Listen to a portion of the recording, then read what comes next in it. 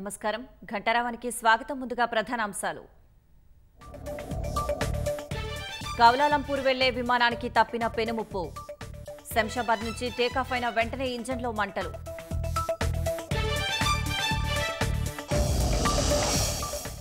హైదరాబాద్లో కలకలం రేపుతున్న వరుస హత్యలు. 24 గంటల్లో 5గురి హత్య, 2పై హత్యాయత్నాలు.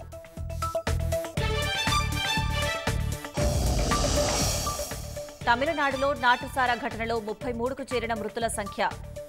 విచారణకు స్టాలిన్ సర్కారు ఆదేశం, కలెక్టర్ ఎస్పీపై వేటు. త్వరలో రాష్ట్ర మంత్రివర్గ విస్తరణ, 4గురికి చోటు దక్కే అవకాశం. ఏఐసీసీ ముఖ్య నేతలతో చర్చించిన ముఖ్యమంత్రి రేవంత్ రెడ్డి.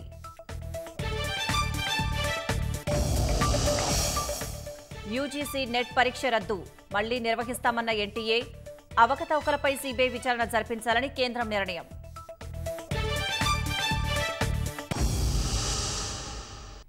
హైదరాబాద్లో వరుస హత్యలు కలకలం రేపుతున్నాయి.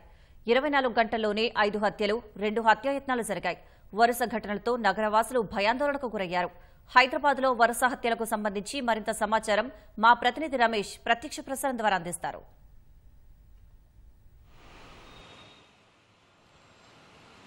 హైదరాబాద్ నగరంలో ఒకే రోజు 24 గంటల్లో 5 హత్యలు, 2 హత్యాయత్నాలకు సంబంధించి కూడా కలవరం రేపుతున్నాయని చెప్పవచ్చు. అయితే నిన్న జరిగిన 5 హత్యలకు సంబంధించి కూడా కేవలం పాతబస్తీ సమీపంలో అయితే ఇటు సౌత్ జోన్ డీసీపీ పరిధిలో ఉన్న వివిధ పోలీస్ స్టేషన్లకు సంబంధించి కూడా ఈ హత్యలు జరిగినట్లు కూడా చెప్పవచ్చు. అయితే నిన్న రాత్రి సమయంలో ఎక్కువగా ఈ హత్యలు జరగడంతో కూడా పాతబస్తీ వాసులను అయితే కలవరం అయితే పెడుతున్నాయని చెప్పవచ్చు. నిన్న జరిగిన హత్యలకు సంబంధించి కూడా పోలీసులు హత్య జరిగిన ఘటన స్థలానికి వెళ్లి ఆ మృతదేహాలను పోస్ట్ మార్టం కోసం పంపిస్తున్నారు. తర్వాత మృతులకు సంబంధించి బాడీలను కుటుంబ సభ్యులకు పంపిస్తున్నారు. కానీ ఈ మొత్తం కూడా దీనిలో హత్యకు గురైన వాళ్ళు పాత కక్షలతో కూడా రౌడీ షీటర్లు ఉండడమే ప్రధాన కారణం అని చెప్పవచ్చు. అయితే పాత కక్షలతోనే ఈ హత్యలు జరుగుతున్నాయా లేదా రౌడీ షీటర్లకు సంబంధించి కూడా వివాదంతోనే జరుగుతున్నాయి అనేది కూడా దర్యాప్తులో తేలాల్సింది. కానీ ఇప్పటికే 24 గంటలు గడిచిన వ్యవధిలోనే మొత్తం నగరంలో 5 హత్యలు చేయడం కూడా ఒక కలవరం అయితే రేపుతుంది. దీనికి సంబంధించి అంటే పోలీసు వ్యవస్థకు సంబంధించి కూడా నిఘా లేకపోవడం ఈ హత్యలకు ప్రధాన కారణం అని కూడా ఆ స్థానికులు అయితే ఆరోపణలు అయితే చేస్తున్నారు. గతంలో హత్యలకు సంబంధించి ఎవరైతే రౌడీ షీటర్లు గతంలో ఉన్నారో ఆ రౌడీ షీటర్లకు సంబంధించి కూడా ప్రత్యేకంగా వారిపై నిఘా ఉంచడం, వారిని కౌన్సిలింగ్ చేయడంతో కూడా కొంతవరకు హత్యలకు సంబంధించి కూడా కొంతవరకు అయితే జరగకుండా కూడా పోలీసులు అయితే జాగ్రత్తలు తీసుకున్నారు. కానీ ఈ తరచుగా జరుగుతున్న హత్యలకు సంబంధించి కూడా పోలీసులకు సంబంధించి కూడా ఉన్నతాధికారులు కూడా సీరియస్ అయినట్లు కూడా తెలుస్తుంది. ఇప్పటికే ఇటు ఆసిఫ్ నగర్ కానీ, షాలిబండ, కాలపత్రి, నిన్న రాత్రికి సంబంధించి కూడా కాచిగూడ, సనత్నార్ సంబంధించి కూడా భరత్నార్ సమీపంలో కూడా వరుసగా ఈ హత్యలు జరగడంతో కూడా ఇప్పుడైతే ఉన్నతాధికారులు అయితే ఈ విషయం చాలా సీరియస్గా తీసుకొని అధికారులను అయితే ఎక్కడైతే హత్యలు జరుగుతున్నాయో వాటికి సంబంధించి కూడా పూర్తి స్థాయిలో దర్యాప్తు చేయాలి, వాటికి సంబంధించి ఎవరైతే ఉన్నారో వారిపైన చర్యలు తీసుకోవాలని చెప్పి కూడా ఉన్నతాధికారులు అయితే ఆదేశాలు ఇచ్చినట్లు తెలుస్తుంది. కానీ ఈ వరుస హత్యలు జరగడంతో కూడా ఆ నగర వాసులను అయితే ఒక పక్క కలవరం అయితే పెడుతుంది. మరొక పక్క 2 హత్యాయత్నాలకు సంబంధించి కూడా అయితే తమ ప్రాణాలు కాపాడడానికి కూడా వారు హత్య చేయడానికి వస్తున్న వారు తమ ప్రాణాలు కాపాడడానికి పరిగెత్తుకుంటూ వెళ్తున్న సమయంలో అందరూ కూడా కత్తులతో దాడి చేయడం, అతి కిరాతకంగా చంపడానికి ప్రధానంగా రౌడీ షీటర్లు లక్ష్యంగా పెట్టుకొని కూడా హత్య చేస్తున్నారు తెలుస్తుంది. కేవలం పాత కక్షల కారణంగానే ఈ హత్యలు జరుగుతున్నట్లు కూడా ఆ పోలీసుల ప్రాథమిక దర్యాప్తు అయితే తేలినట్లు కూడా తెలుస్తుంది. కానీ ఈ కేసులకు సంబంధించి కూడా పోలీసులు దర్యాప్తు ముమ్మరం చేయాలని తెలుస్తుంది. అయితే నగర వ్యాప్తంతో పాటు రాష్ట్ర వ్యాప్తంగా కూడా ఈ ఇటీవల కాలంలో జరుగుతున్న ఘటనలపైన కూడా పోలీస్ శాఖకు సంబంధించి కూడా ఉన్నతాధికారులు చాలా సీరియస్గా తీసుకున్నారు. నారాయణపేటకు సంబంధించి కూడా ఒక భూ వివాదం సంబంధించి అన్నదమ్ముల్లే ఒక వ్యక్తిని అతి దారుణంగా దాడి చేసిన ఘటనలు చూసిన మరొక పక్క పెద్దపల్లి జిల్లాకు సంబంధించి కూడా ఒక మైనర్ బాలికపై కూడా అత్యాచారం ఘటన, తర్వాత నిన్న జరిగిన మియాపూర్ ఘటనకు సంబంధించి కూడా ఘటనలో తండ్రి బాలిక పైన కూడా హత్యాయత్నాన్ని కూడా ప్రయత్నించడం కూడా ఏసీపీ చెప్పడం జరిగింది. అయితే హత్య చేసిన తర్వాత 3 రోజుల పాటు మృతదేహాన్ని చూడడానికి కూడా తండ్రి వరుసగా వెళ్తున్నట్లు కూడా ఈ ఘటన కూడా చూసినది. కానీ రాష్ట్ర వ్యాప్తంగా ఇలాంటి ఘటనలు చూస్తున్నట్లయితే పోలీసు వ్యవస్థకు సంబంధించి కూడా ఉన్నతాధికారులు ఈ విషయాన్ని సీరియస్ తీసుకోవడం, ఇప్పటికే ముఖ్యమంత్రి తరచుగా పోలీసు వ్యవస్థ పైన కూడా సమీక్షలు నిర్వహించడం, తర్వాత రాష్ట్రాల్లో సంబంధించి కూడా శాంతి భద్రతల పైన ఖచ్చితంగా కఠినంగా చర్యలు తీసుకుంటాము, ఎలాంటి వివాదాలు లేకుండా కూడా చర్యలు తీసుకోవాలని చెప్పి కూడా ఉన్నతాధికారులు కూడా ఆదేశించడం జరిగింది. కానీ ఈ వరుస ఘటనలు చూసుకున్నట్లయితే పోలీసు వ్యవస్థకు సంబంధించి మరి ఉన్నతాధికారులు ఎలాంటి ఆదేశాలు ఇస్తారు, తర్వాత రాబోయే రోజుల్లో ఎలాంటి చర్యలు తీసుకుంటారనేది కూడా వేచి చూడాల్సిన అవసరం ఉంది. Vote studio.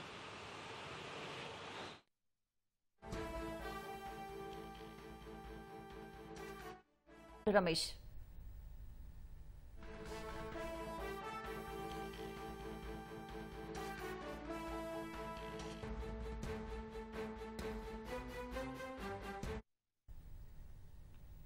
హైదరాబాద్ నుంచి కౌలాలంపూర్ వెళ్తున్న విమానానికి పెనుముప్పు తప్పింది. టేకాఫ్ అయిన 15 నిమిషాలకే విమానం కుడివైపు ఇంజన్లో మంటలు చెలరేగాయి. ఘటనకు సంబంధించి మరింత సమాచారం మా ప్రతినిధి తిరుపాల్ రెడ్డిని అడిగి తెలుసుకుందాం. తిరుపాల్, చెప్పండి, ఘటనకు కారణాలు ఏమైనా తెలిసాయా?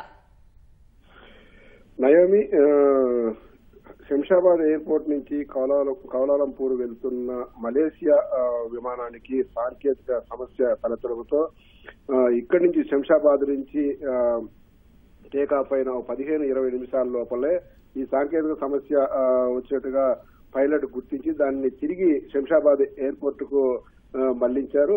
ఏటీసీ అధికారులను అనుమతి అడగగా ఆ విమానంలో ఎక్కువగా ఇంధనం ఉండదు, దాన్ని కొంతసేపు గాలిలోనే చక్కర్లు కొట్టించాలని చెప్పేసి డైరెక్షన్ చేయడం. దాదాపు 20 నిమిషాల నుంచి 25 నిమిషాల పాటు, అంటే అందులో కొంత ఇంధనం తగ్గే వరకు మొత్తం చక్కర్లు కొట్టించినట్టుగా తెలుస్తోంది. ఆ తర్వాత అనుమతి ఇచ్చినట్టుగా అధికారులు చెప్తున్నారు.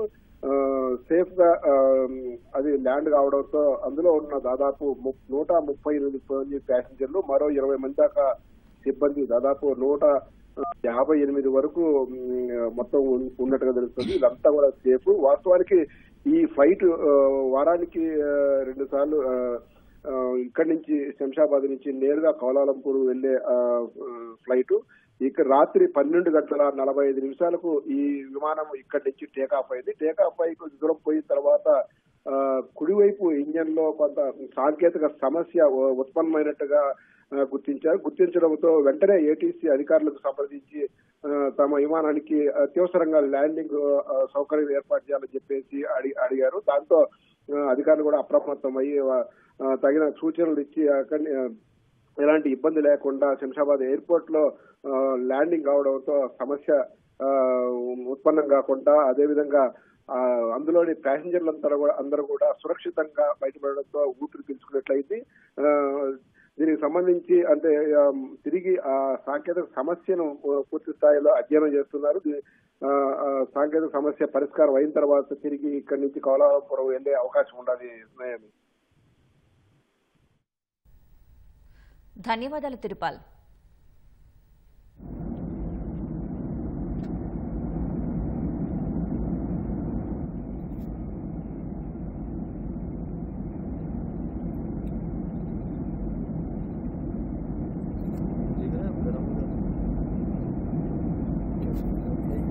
इंजन विंड टर्बाइन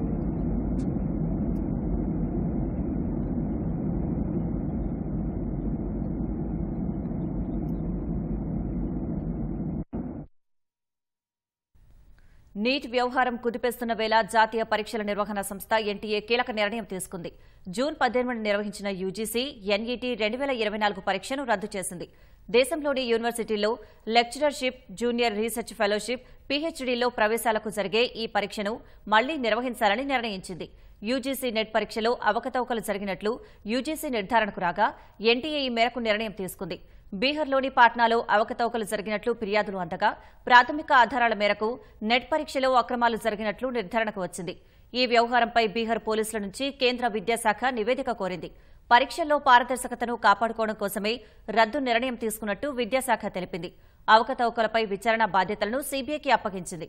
మరోవైపు వైద్య విద్యా కోర్సులో ప్రవేశాలకు మే 5న నిర్వహించిన నీట్ పేపర్ లీకేజీపై వస్తున్న ఆరోపణలపై కేంద్రం స్పందించింది. పాట్నాలో నీట్ అవకతవకలపై పోలీసులు విచారణ చేస్తున్నారని వెల్లడించింది. ప్రాథమిక ఆధారాల మేరకు నీట్లో అవకతవకలు జరిగినట్టు నిర్ధారణకు వచ్చామని బీహార్ ప్రభుత్వం తదుపరి చర్యలు తీసుకుంటుందని తెలిపింది. 2024-25 ఆర్థిక సంవత్సరం ఖరీఫ్ పంట కాలానికి 14 రకాల పంటలకు మద్దతు ధరలు పెంచుతూ కేంద్రం నిర్ణయం తీసుకుంది. ఈ మేరకు ప్రధాని మోదీ అధ్యక్షతన మంత్రివర్గ సమావేశంలో వరికి మద్దతు ధర ₹117 పెంచింది. ఈ పెంపుతో వరి మద్దతు ధర ₹2,300 చేరనుంది. పత్తి, మొక్కజొన్న, రాగి, జొన్న పంటలకు మద్దతు ధరలను కూడా కేంద్రం పెంచింది. ఇదే సమయంలో ₹76,200 కోట్ల వ్యయంతో మహారాష్ట్ర వాదావన్లో greenfield deep draft port అభివృద్ది చేసేందుకు కూడా కేంద్ర మంత్రివర్గం ఆమోదముద్ర వేసింది. గుజరాత్, తమిళనాడులో 7,458 కోట్ల వ్యయంతో 1 గిగావాట్ పవన విద్యుత్ ఉత్పత్తి కేంద్రం అభివృద్ధికి కేబినెట్ ఆమోదం తెలిపింది. ప్రధాని మోదీ ప్రాతినిధ్యం వహిస్తున్న వారణాసిలో 2,869 కోట్ల రూపాయల వ్యయంతో విమానాశ్రయం విస్తరణ చేపట్టాలని నిర్ణయించింది. ఇందులో కొత్త టెర్మినల్, రన్వే విస్తరణ చేపట్టనున్నారు. లోక్సభ ఎన్నికలు ముగిసి పూర్తి స్థాయిలో పాలనపై దృష్టి పెట్టిన సీఎం రేవంత్ రెడ్డి త్వరలో మంత్రివర్గాన్ని విస్తరించనున్నట్లు తెలుస్తోంది. ఇప్పటికే దీనిపై ఏఐసీసీ ముఖ్య నేతలతో చర్చించినట్లు సమాచారం. ఈ నెలాఖరు లేదా జులై మొదటి వారంలో మంత్రివర్గ విస్తరణ ఉండొచ్చని ప్రభుత్వ వర్గాలు తెలిపాయి. ఇప్పుడున్న మంత్రివర్గంలో కొన్ని జిల్లాలకే ప్రాతినిధ్యం దక్కగా మరికొన్ని జిల్లాలకు అసలు చోటే లభించలేదు. మొత్తంగా 6గురిని కొత్తగా మంత్రివర్గంలోకి చేర్చుకోవచ్చని, ప్రస్తుతం 4గురికి అవకాశం ఇవ్వనున్నట్లు తెలుస్తోంది. ఇందులో మక్తల్ ఎమ్మెల్యే వాకాటి శ్రీహరికి అవకాశం ఉందని ప్రచారం నడుస్తోంది. అటు మునుగోడు ఎమ్మెల్యే కోమటిరెడ్డి రాజగోపాల్ రెడ్డి, చెన్నూరు ఎమ్మెల్యే గడ్డం వివేక్, బోధన్ ఎమ్మెల్యే పి సుదర్శన్ రెడ్డి పేర్లు సైతం వినిపిస్తున్నాయి. రాష్ట్రంలో వచ్చే నెల మొదటి వారం నుంచి ఆగస్టు 15 వరకు ప్రభుత్వం రైతు రుణమాఫీని దశలవారీగా అమలు చేసే యోచనలో ఉన్నట్లు తెలుస్తోంది. అమలుకు కసరత్తు చేస్తున్న ప్రభుత్వం ఇప్పటికే మార్గదర్శకాలు, నిధుల సమీకరణ తదితర అంశాలపై ఓ నిర్ణయానికి వచ్చినట్లు సమాచారం. మొదట 1,00,000 వరకు, తర్వాత 1,50,000 వరకు రుణాలను మాఫీ చేసిన అనంతరం 2 లక్షల వరకు అప్పు ఉన్న వారికి 2 విడతల్లో మాఫీ చేయాలని యోచిస్తున్నట్లు తెలిసింది. ఆగస్టు 15 కల్లా రైతు రుణమాఫీని అమలు చేస్తామని ప్రకటించిన ముఖ్యమంత్రి రేవంత్ రెడ్డి కొన్ని రోజులుగా ఆర్థిక శాఖ అధికారులు, మంత్రివర్గ సహచరులతో ఈ అంశంపై విస్తృతంగా చర్చించినట్లు తెలుస్తోంది. కేంద్రం కిసాన్ సమ్మాన్ నిధి పథకానికి రూపొందించిన మార్గదర్శకాల్ని కూడా అధ్యయనం చేసిన ప్రభుత్వం రుణమాఫీ అమల్లో కేంద్ర మార్గదర్శకాల్ని పరిగణలోకి తీసుకోవాలని నిర్ణయించినట్లు సమాచారం. దీని ప్రకారం సంస్థలకు ఉన్న భూములకు కేంద్ర, రాష్ట్ర ప్రభుత్వాలు, రాజ్యాంగ పదవుల్లో ఉన్న వారికి, ప్రస్తుత మాజీ మంత్రులు, ఎంపీలు, ఎమ్మెల్యేలు, ఎమ్మెల్సీలు, మేయర్లు, జిల్లా పరిషత్ చైర్మన్లు, కేంద్ర, రాష్ట్ర ప్రభుత్వ ఉద్యోగులు, డాక్టర్లు, ఇంజనీర్లు, లాయర్లు, చార్టెడ్ అకౌంటెంట్లు ఇలా పలు రంగాలకు చెందిన వారు భూములపై తీసుకున్న రుణానికి మాఫీ ఉండదు. వీటన్నింటినీ పరిగణలోకి తీసుకున్న తరువాత సుమారు 26 లక్షల రైతుల కుటుంబాలకు రుణమాఫీ అమలు చేయాల్సి రావచ్చని అంచనా వేస్తున్నారు. విశ్వసనీయ వర్గాల సమాచారం ప్రకారం జూలై మొదటి వారం నుంచి దశలవారీగా రుణమాఫీ అమలు చేసే ఆలోచనతో ఉన్నట్లు సమాచారం. మొదట 1,00,000 వరకు ఉన్న రుణాన్ని మాఫీ చేయనున్నట్లు తెలుస్తోంది. దీనికి సుమారు 6,000 కోట్లు అవసరమని సమాచారం. తర్వాత 1,50,000 వరకు అమలు చేసే అవకాశం ఉంది. దీనికి మరో 6,500 కోట్లు అవసరమని సమాచారం. ఈ 2 దశల్లో సుమారు 16 లక్షల రైతు కుటుంబాలకు రుణమాఫీ అమలవుతుందని తెలిసింది. 2 లక్షల వరకు ఉన్న వారికి తరువాత 2 దశల్లో అమలు చేయనున్నట్లు సమాచారం. జూలైలో కేంద్ర బడ్జెట్ ప్రవేశపెట్టిన వెంటనే రాష్ట్ర ప్రభుత్వం బడ్జెట్ను ప్రవేశపెట్టి రుణమాఫీ అమలుకు నిధుల్ని సమీకరించే అవకాశం ఉన్నట్లు తెలుస్తోంది. రుణమాఫీకి అర్హత నిర్ధారణే ప్రధాన అజెండాగా సీఎం రేవంత్ రెడ్డి అధ్యక్షతన ఈ నెల 21న సాయంత్రం 4 గంటలకు సచివాలయంలో తెలంగాణ మంత్రివర్గ సమావేశం జరగనుంది. రుణమాఫీకి సుమారు 30,000 కోట్లు అవసరమని ఆర్థిక శాఖ ప్రతిపాదించగా అందుకు అవసరమైన నిధుల సేకరణ, విధి విధానాల రూపకల్పనపై కీలక నిర్ణయాలు తీసుకోనుంది. ఆదాయ పన్ను చెల్లించే వారికి రుణమాఫీ వర్తింపజేయాలా లేదా అనే కోణంలోనూ చర్చించనుంది. మరోవైపు రైతు భరోసా అమలుకు సంబంధించిన మార్గదర్శకాలపైన తెలంగాణ ప్రభుత్వం ఇప్పటికే చర్చించి ఒక నిర్ణయానికి వచ్చినట్లు తెలుస్తోంది. గుట్టలు, కొండలు, రియల్ ఎస్టేట్ లేఅవుట్ల లాంటివన్నీ మినహాయించనున్నారు. సాగు చేసే రైతుకు మాత్రమే రైతు భరోసా దక్కాలనేది ప్రభుత్వ ఉద్దేశమని, దీనికి తగ్గట్లుగానే మార్గదర్శకాలు ఉంటాయని సంబంధిత వర్గాలు తెలిపాయి. ఎన్ని ఎకరాల భూమి ఉన్నా ఒక రైతుకు 5 ఎకరాలకు మాత్రమే రైతు భరోసాను పరిమితం చేయనున్నట్లు తెలిసింది. రాష్ట్రంలో శాసనమండలి రాజకీయం రంజుగా మారే అవకాశం కనిపిస్తోంది. పూర్తి మెజార్టీతో ఉన్న భారాస పెద్దల సభలో ఆధిపత్యాన్ని చాటే ప్రయత్నాల ఊహాగానాల నేపథ్యంలో అధికార కాంగ్రెస్ ఆ ఎత్తుగడను తిప్పికొట్టేందుకు పావులు కదుపుతోంది. అటు భాజపా సైతం గులాబీ ఎమ్మెల్సీలకు గాలం వేసే పనిలో పడింది. 2 పార్టీలు పలువురు భారాస ఎమ్మెల్సీలతో ఇప్పటికే సంప్రదింపులు జరుపుతున్నాయి. బడ్జెట్ సమావేశాల నాటికి ఓ కొలిక్కి రావచ్చన్న చర్చ జరుగుతోంది. శాసనసభ ఎన్నికల్లో భారత రాష్ట్ర సమితి ఓటమి పాలై కాంగ్రెస్ పార్టీ అధికారంలోకి రావడంతో రాష్ట్రంలో శాసనమండలి రాజకీయాలు ఆసక్తికరంగా మారాయి. ప్రతిపక్ష భారాసాకు పెద్దల సభలో తిరుగులేని మెజార్టీ ఉండటమే ఇందుకు కారణం. మొత్తం 40 మంది సభ్యులున్న మండలిలో కాంగ్రెస్ పార్టీ బలం 4 మాత్రమే. భారాసాకు చెందిన దామోదర్ రెడ్డి, మహేందర్ రెడ్డి కలిపితే ఈ సంఖ్య 6 అవుతుంది. మహేందర్ రెడ్డికి మండలి చీఫ్ విప్ గా పదవి కూడా అప్పగించారు. ఆ ఇద్దరిపై గులాబీ పార్టీ ఇప్పటికే అనర్హత పిటిషన్ కూడా దాఖలు చేసింది. భారాసాకు పెద్దల సభలో అధికారికంగా 30 మంది సభ్యులున్నారు. అందులో 2 కాంగ్రెస్ పార్టీ వైపు వెళ్లటంతో నికరంగా ఆ పార్టీ సభ్యుల సంఖ్య 28 అవుతుంది. నామినేటెడ్ కోటాలో 2 ఖాళీలున్నాయి. కాంగ్రెస్ లో తక్కువ మంది సభ్యులు ఉండటంతో పాటు భారాసాకు తిరుగులేని మెజార్టీ ఉండటంతో అధికార పార్టీకి ఇబ్బందికర పరిస్థితులు నెలకొన్నాయి. మొదటి సమావేశాల్లో కొంతమేర ఈ దిశగా సంకేతాలు వెలువడ్డాయి. గవర్నర్ ప్రసంగానికి సవరణలు చేయాలని కోరుతూ భారాసా ఎమ్మెల్సీలు సవరణ తీర్మానాన్ని కూడా ప్రతిపాదించారు. గవర్నర్ ప్రసంగానికి ధన్యవాదాలు తెలిపే తీర్మానంపై చర్చ అనంతరం ముఖ్యమంత్రి రేవంత్ రెడ్డి సమాధానం ఇచ్చిన తర్వాత ఈ విషయమై సభలో కొంతసేపు చర్చ కూడా జరిగింది. చివరకు మొదటి సమావేశం కాబట్టి ప్రభుత్వానికి సహకరిస్తామంటూ తీర్మానంపై ఓటింగ్కు పట్టుబట్టలేదు. దీంతో అప్పటికి ఆ వ్యవహారం సద్దుమణిగింది.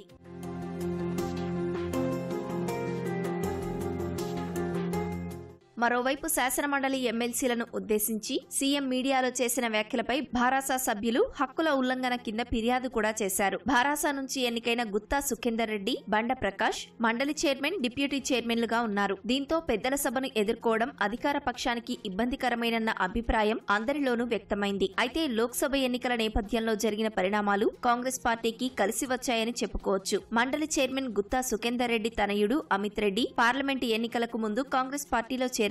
గుత్తా సుఖేందర్ రెడ్డి కూడా బహిరంగంగానే భారాసా నాయకత్వం, కేసీఆర్ తీరును కూడా తప్పుబట్టారు. దీంతో భారాసాకు గుత్తా కుటుంబానికి మధ్య సంబంధాలు పూర్తిగా తెగిపోయాయి. ఈ పరిణామాల అనంతరం గుత్తా సుఖేందర్ రెడ్డిపై అవిశ్వాసం పెట్టాలన్న చర్చ భారాసాలో ప్రారంభమైంది. కొందరు నేతలు పార్టీలో ఈ ప్రతిపాదన తీసుకొచ్చారు. అవిశ్వాస తీర్మానంపై ఎమ్మెల్సీలు భిన్నంగా స్పందించినట్లు తెలిసింది. అవిశ్వాస తీర్మానం పెట్టిన తర్వాత వచ్చే పరిణామాలపై భిన్నంగా స్పందించినట్లు తెలిసింది. తీర్మానం పెట్టగానే కాంగ్రెస్ పార్టీ కొంతమంది ఎమ్మెల్సీలను చేర్చుకోవచ్చన్న అభిప్రాయం ఉంది.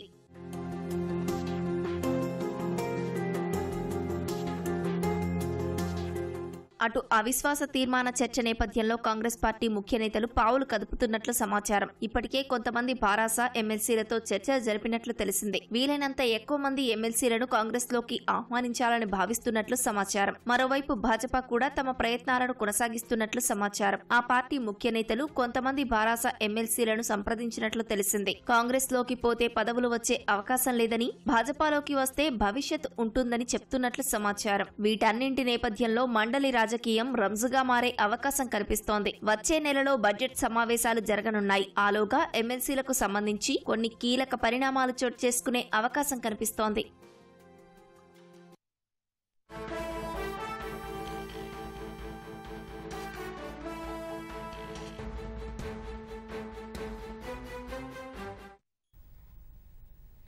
పటాన్చెరు ఎమ్మెల్యే మహిపాల్ రెడ్డి ఇంట్లో ఈడీ సోదాలు జరుగుతున్నాయి. ఎమ్మెల్యే నివాసంతో పాటు ఆయన సోదరుడు మధుసూదన్ రెడ్డి బంధువుల ఇళ్లలోనూ తనిఖీలు కొనసాగుతున్నాయి.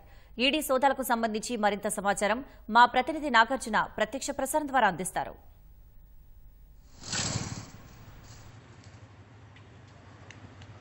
పటాన్చెరు ఎమ్మెల్యే మహిపాల్ రెడ్డి అతని సోదరుల్లో ఈడీ సోదాలు కొనసాగుతున్నాయి. ఉదయం 5 గంటల నుంచి ఈ సోదాలు కొనసాగుతున్నాయి.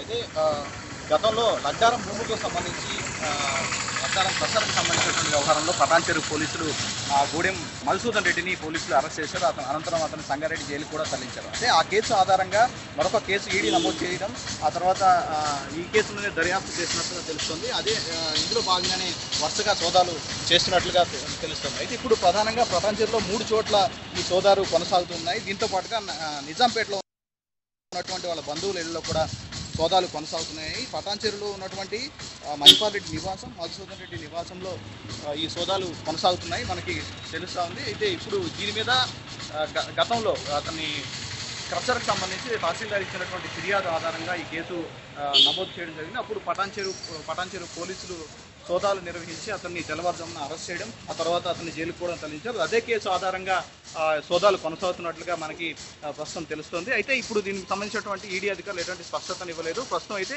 ఈ పటాన్చెరులో ఉన్నటువంటి 3 ప్రదేశాలతో పాటుగా నిజాంపేటలో ఉన్నటువంటి వాళ్ళ బంధువుల ఇళ్లలో కూడా సోదాలు అనేవి కొనసాగుతున్నాయి.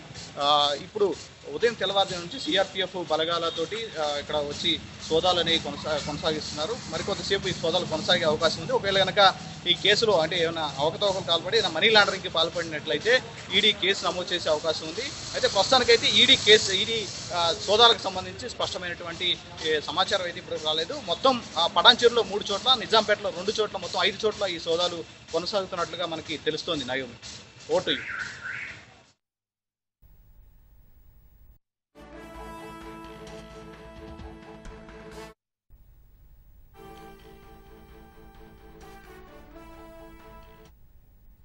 జమ్మూ కశ్మీర్లో ప్రకృతి అందాలకు నిలయమైన దాల్ సరస్సు ఒడ్డున 10వ అంతర్జాతీయ యోగా దినోత్సవం నిర్వహణకు ఏర్పాట్లు పూర్తి కావస్తున్నాయి. ఈ వేడుకలో ప్రధాని మోదీతో కలిసి వివిధ రంగాలకు చెందిన 7,000 మంది యోగా చేయనున్నారు. ఇవాళ ప్రధాని జమ్మూ కశ్మీర్లో పలు ప్రాజెక్టులకు శంకుస్థాపనలు, ప్రారంభోత్సవాలు చేయనున్నారు. శుక్రవారం ప్రతిష్టాత్మకంగా యోగా దినోత్సవం నిర్వహించనున్న నేపథ్యంలో కశ్మీర్ లోయలో పర్యాటకం మరింత వృద్ధి చెందుతున్న అంచనాలు ఉన్నాయి. ఈ నెల 21న జమ్మూ కశ్మీర్లోని ప్రసిద్ధ దాల్ సరస్సు ఒడ్డున నిర్వహించనున్న 10వ అంతర్జాతీయ యోగా దినోత్సవంలో ప్రధాని నరేంద్ర మోదీ పాల్గొంటారు. ఈ వేడుకలో మోదీతో కలిసి దాల్ సరస్సు ఒడ్డున వివిధ రంగాలకు చెందిన 7,000 మందికి పైగా ఔత్సాహికులు యోగా చేయనున్నారు. ఈ మేరకు 20-21 తేదీల్లో ప్రధాని జమ్మూ కశ్మీర్లో పర్యటన ఖరారైంది. ఈ సందర్భంగా 1,500 కోట్లతో చేపట్టే 84 ప్రాజెక్టులకు మోదీ శంకుస్థాపనలు, ప్రారంభోత్సవాలను చేయనున్నారు.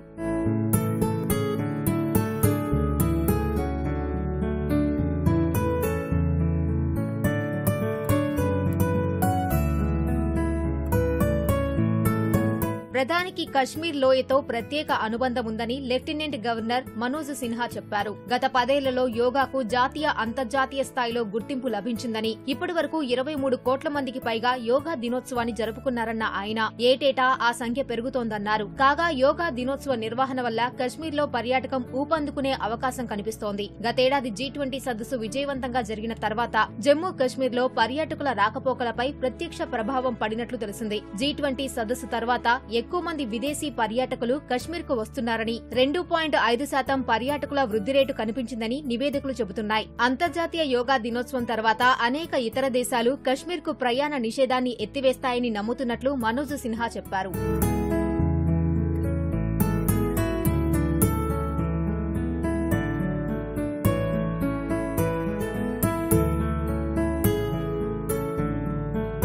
శ్రీనగర్లో ప్రధాని పర్యటన నేపథ్యంలో భద్రత కట్టుదిట్టం చేశారు. అదనపు పోలీస్ బలగాలను మోహరించారు. వాహన తనిఖీలు ముమ్మరం చేశారు. శ్రీనగర్ను తాత్కాలిక రెడ్ జోన్ గా ప్రకటించిన పోలీసులు డ్రోన్లు, క్వాడ్ కాప్టర్లను నిషేధించారు.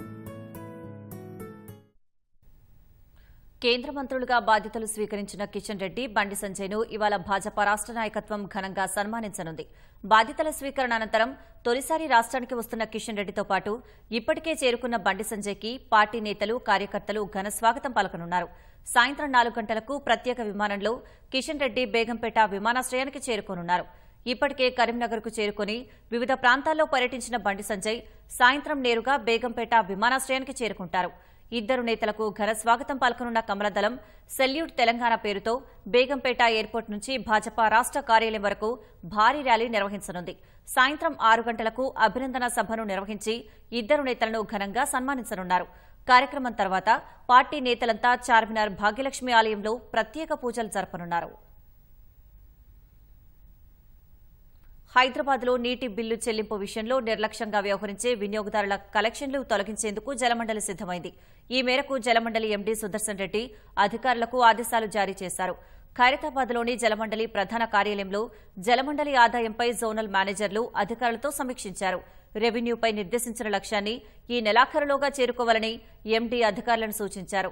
మొండి బకాయిలు, కమర్షియల్ వినియోగదారుల బకాయిలపై ప్రత్యేక దృష్టి సారించాలని ఎండీ పేర్కొన్నారు. వచ్చే 10 రోజుల్లో లక్ష్యాన్ని చేరుకునేలా పనిచేయాలని అధికారులకు ఆదేశించారు.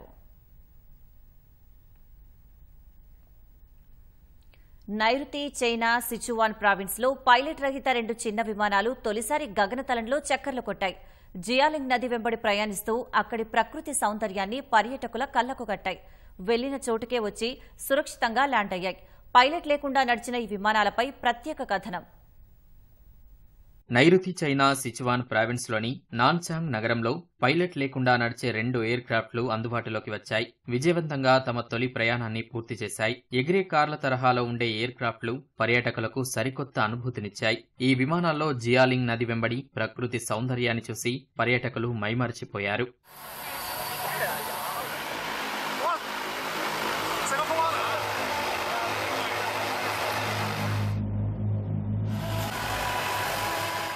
జియాలింగ్ నది దృశ్యాలను పర్యాటకులకు చూపిన ఈ విమానాలు వెళ్లిన చోటునే వచ్చి సురక్షితంగా ల్యాండ్ అయ్యాయి. చూడ్డానికి డ్రోన్ల కంటే పెద్ద సైజులో ఉన్న వీటిని చిన్న తరహా విమానాలుగా అక్కడి నిర్వాహకులు పేర్కొన్నారు. వీటికి 8 ఆర్మ్స్, 16 బ్లేడ్లు ఉన్నట్లు చెప్పారు. ఈ విమానాలను సందర్శకులు ఆపరేట్ చేసే వీలు కూడా ఉంటుంది. కింద ఉన్న సిబ్బంది వీటిని నియంత్రిస్తారు. ఈ ఏడాది చివరి నాటికి తక్కువ ఎత్తులో ప్రయాణిస్తూ దాదాపు 76 కిలోమీటర్ల దూరం ప్రయాణించేలా వీటిని అందుబాటులోకి తీసుకురావాలని నిర్వాహకులు భావిస్తున్నారు.